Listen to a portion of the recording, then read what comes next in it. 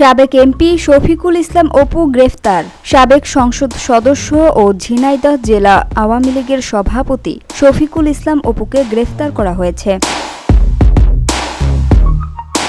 রবিবার রাতে 9:30টার দিকে ঢাকার ধানমন্ডি এলাকার নিজ বাসা থেকে মহানগর গোয়েন্দা পুলিশ তাকে গ্রেফতার করে। শফিকুল ইসলাম অপুর বিরুদ্ধে 3টি মামলা রয়েছে।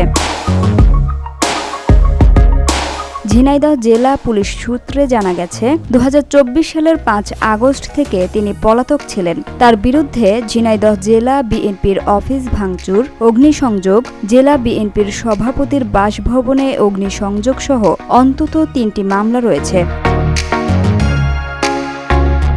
ঝিনাইদহ সদর থানার ভারপ্রাপ্ত কর্মকর্তা আব্দুল্লাহ আল মামুন বলেন, ঝিনাইদহ জেলা আওয়ামী লীগের সভাপতি শফিকুল ইসলাম অপু গ্রেফতার হয়েছেন। তাকে ঢাকার একটি বাসা থেকে ডিবি পুলিশ গ্রেফতার করে। তাকে ঝিনাইদহে আনা হচ্ছে। তার বিরুদ্ধে একাধিক মামলা রয়েছে। সোমবার সকালে তাকে আদালতে তোলা হবে।